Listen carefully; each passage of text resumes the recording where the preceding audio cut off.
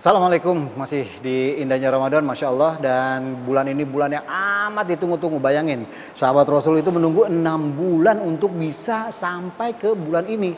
Saya juga tadinya, Masya Allah, saya selalu berdoa, ya Allah sampaikan umurku di bulan Ramadan. Alhamdulillah tercapai. Nah, sekarang kita masih membahas masalah rizki.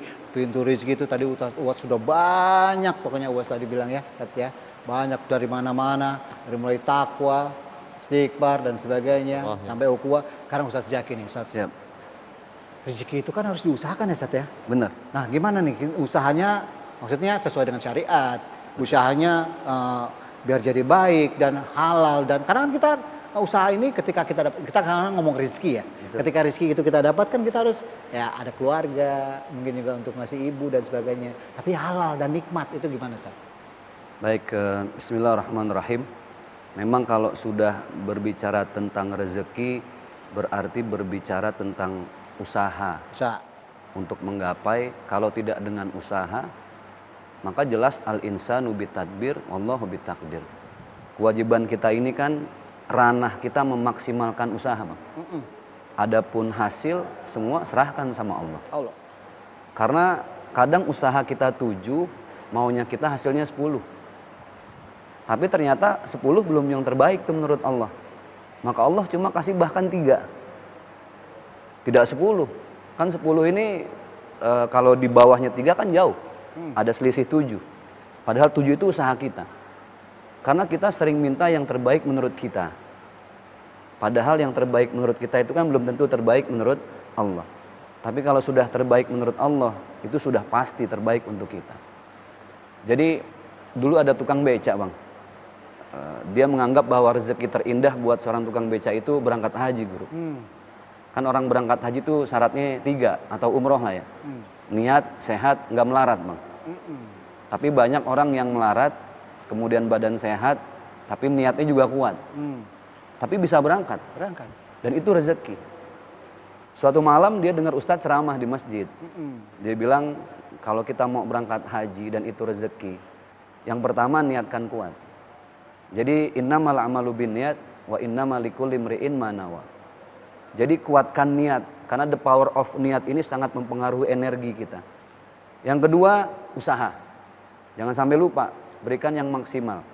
Kemudian yang ketiga, bersedekah. Dengan niat menggapai rezekinya Allah Subhanahu wa taala. Pulang dia mikir, orang punya uang, sedekah dengan uang, dengan harta. Tapi dia nggak punya apa-apa, Bang. Tapi betapa dia ingin mencuri perhatian Allah untuk bisa berangkat ke tanah suci. Akhirnya dia niat setiap Jumat itu sedekah, tapi bukan dengan uang. Sedekah dengan tenaga.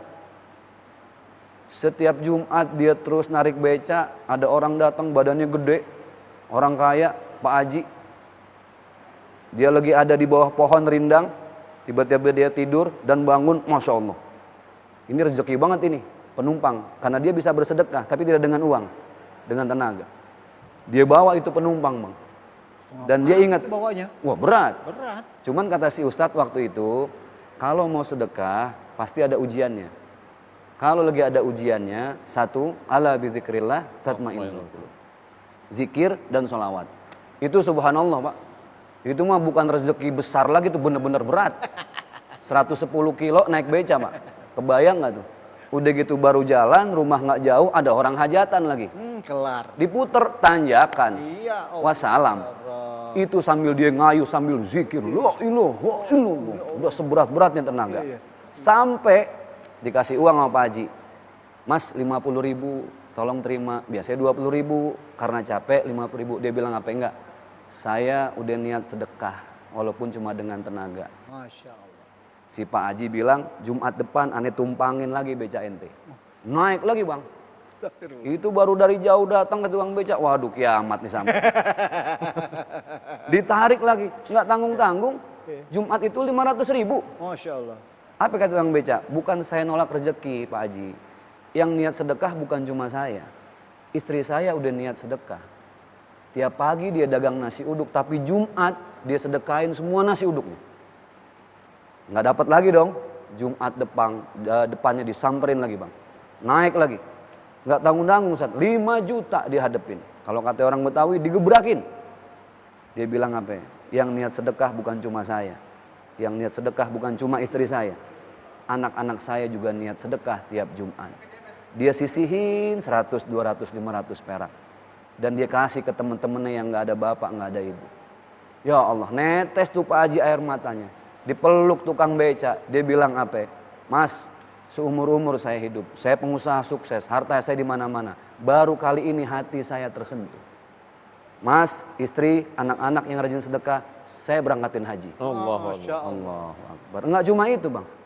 Kata dia, saya punya sekolah besar baru jadi. Kantinnya belum ada yang jaga. Ada rumah di situ bagus. Tinggalin, bismillah. Seumur hidup, sertifikat ambil.